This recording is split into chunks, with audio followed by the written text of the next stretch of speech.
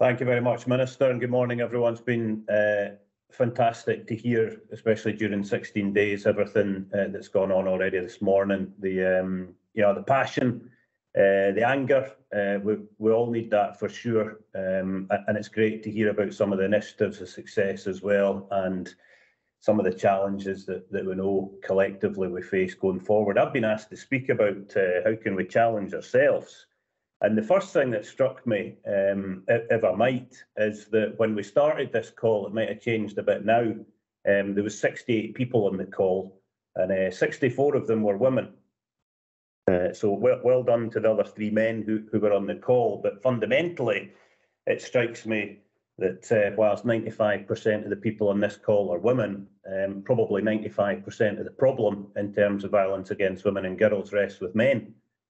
So the biggest challenge that we've got, I think, is that men need to step up and take responsibility for challenging other men's behaviour. And I'm going to say a little bit about that. I was pleased, despite the fact I didn't feel we'd heard much about that during the course of the call. I was pleased to see some comments to that effect as we go on. I mean, I'm surprised. Is it a coincidence just of circumstance that's the dynamics of this morning? Because it looks to me like across the political, public services, government, private sector, the third sector, there's an awful lot of men in leadership positions. So I don't think it is a coincidence necessarily that they're not here speaking about this issue. And I'll say a little bit about that perhaps as I go on. I'm going to start just with a little bit of kind of current data context, because it's something that just came out 2 weeks ago. I could be talking about sexual crime, I could be talking about stalking, I could be talking about online abuse. But the Scottish Government recently published the Police Scotland recorded crime and incident figures on domestic abuse. Now, just a little reminder, 64,807 incidents during 21-22. Nearly 65,000 incidents of domestic abuse. Around about 40% of those resulted in a crime being recorded. That's over 25,000.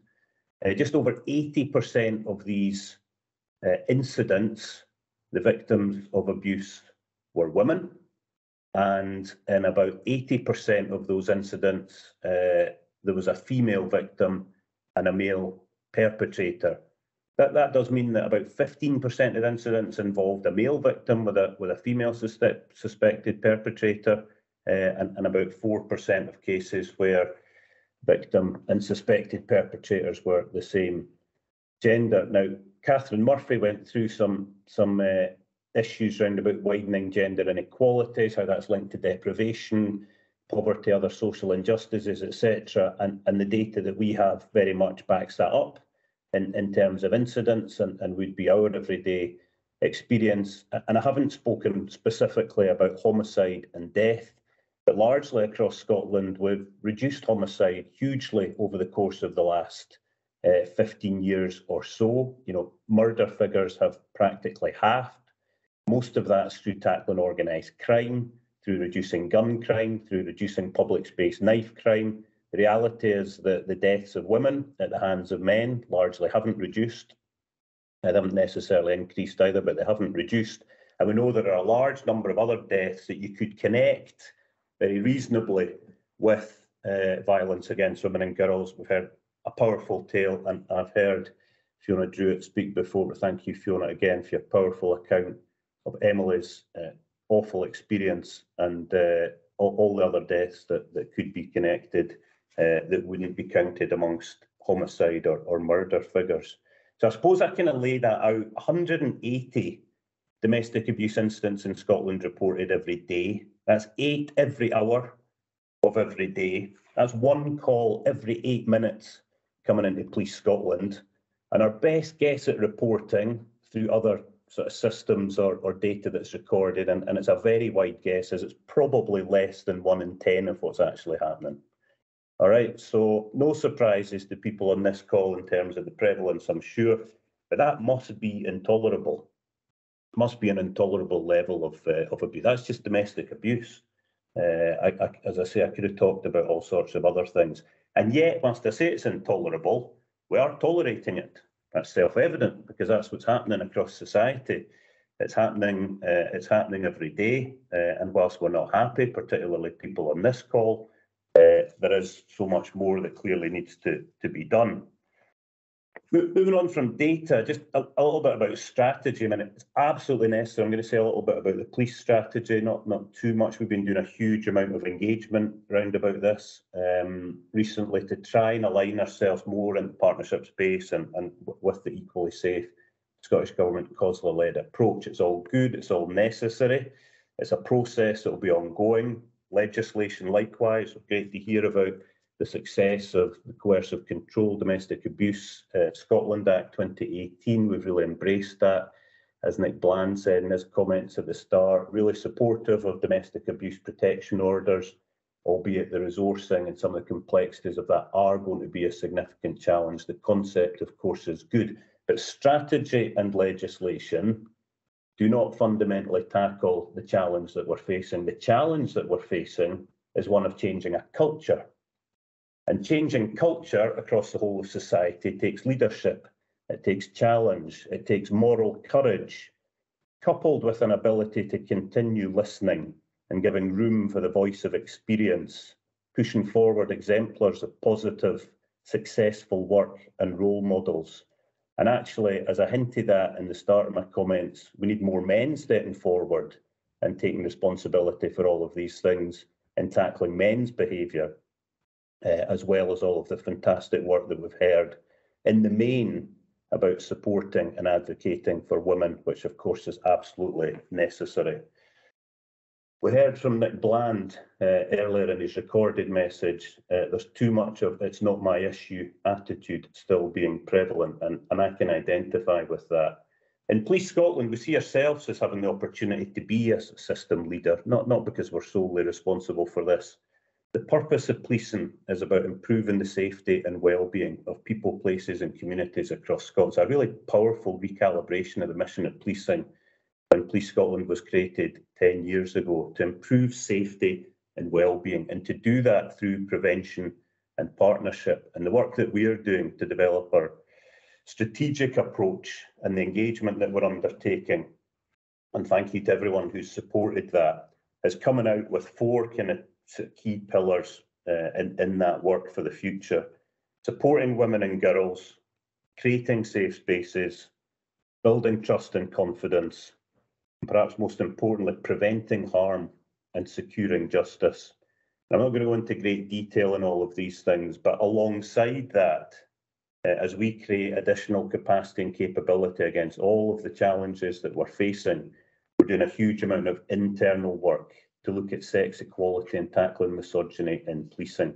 And I've said it publicly many times that we need to convince people that Police Scotland is a safe place for everybody to work, particularly women, in order that communities, vulnerable victims, survivors can have the confidence to come forward at a time when they're at their most vulnerable, and make sure that we can best support them in what we're doing.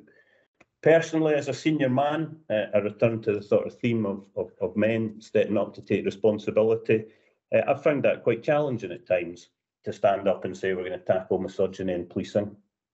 I've had to learn a lot. I've had to listen a lot to the voice of experience of women in the workforce.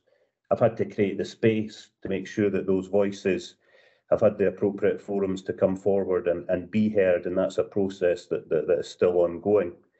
And I think what I've seen in policing, and I wonder if this is happening elsewhere in wider society, is that men are not confident or comfortable in this space. They don't have the tools or the equipment or the history to be able to talk and have these conversations with their colleagues or with their peers. As many of you will know, we've launched a series of campaigns focusing attention onto men, not just as perpetrators, but onto men as bystanders, and making sure that men are taking responsible behaviour to challenge unacceptable standards, conversations, the things that lead to the environment and the cultures in which rape, sexual crime and other abuse can flourish. And there are all sorts of factors in society through social media and the prevalence of extreme, as I would call it, pornographic and other online material that's pulling young men in the wrong direction, but we need to counter that. As part of that sort of journey of learning, discovery for myself, and reading a lot to try and not complement the experiences of women that I've heard within policing and more widely, I've kind of faced three main challenges, I think, on both social media and internally. I've heard those three things consistently, and I've tried to play them back to men in my own organisation, and I'm just going to cover them very quickly. The first one I get is, well, what about the men? Okay, you've all heard this. I've said it already. 15% of people that report domestic abuse are men. So what about the men? I think that's very easily discounted, and I've had a lot of conversations with people inside policing about the fact, and this comes more externally, I should say. The data shows, and I don't need to convince anyone on this call, but as I say, perhaps this call isn't necessarily the audience of people that I and others should be seeking to influence. I think it's very easily discounted that quite clearly there are systemic gendered imbalances and injustices within society, of which violence against women and girls is clearly a product. The other challenge is, what about the women? Why is there a senior man, privileged, white, old man like you standing up speaking about these issues on behalf of women when you've never experienced anything like this? And that's very true. I'm very, very acutely aware that I am not able to reflect on the experiences that other people have had from the positions that I've been in and the experiences I have. That doesn't mean that I don't have a leadership responsibility to stand up and talk to what I can. I can talk to how other men behave.